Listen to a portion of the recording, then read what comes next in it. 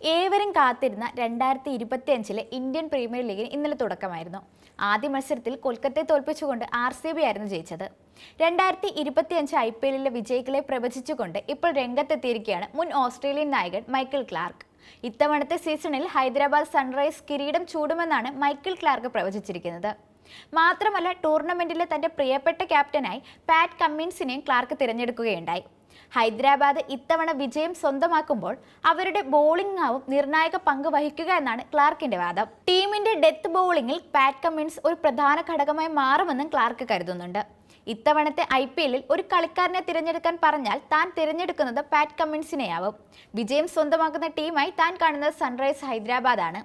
കാരണം മികച്ച ബോളിംഗ് നിര തന്നെയാണ് സൺറൈസിന് ഇത്തവണയുള്ളത്. അവരുടെ വിജയത്തിൽ പ്രധാന പങ്ക് വഹിക്കുന്നത് ഈ ബോളർമാരായിരിക്കും. എന്നിരുന്നാലും ഹൈദരാബാദിന്റെ ബാറ്റിംഗ് യൂണിറ്റും വളരെ ശക്തമാണെന്നാണ് ക്ലാർക്ക് പറഞ്ഞത്.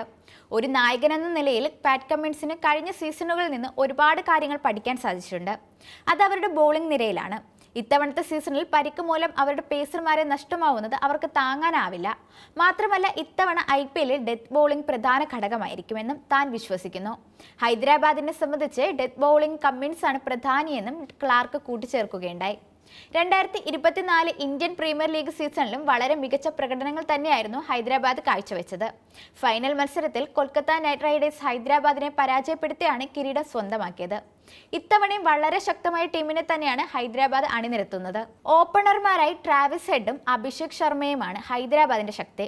ശേഷം ക്ലാസനും നിതീഷ് കുമാർ റെഡ്ഡിയും അടക്കമുള്ള വമ്പൻ താരങ്ങൾ ടീമിൽ അണിനിരക്കുന്നുണ്ട്. മുഹമ്മദ് ഷമിയും ഹർഷൽ പട്ടേലും പാറ്റ് കമ്മിൻസും ഹൈദരാബാദിന്റെ ബോളിംഗ് ശക്തി താരങ്ങളാണ്.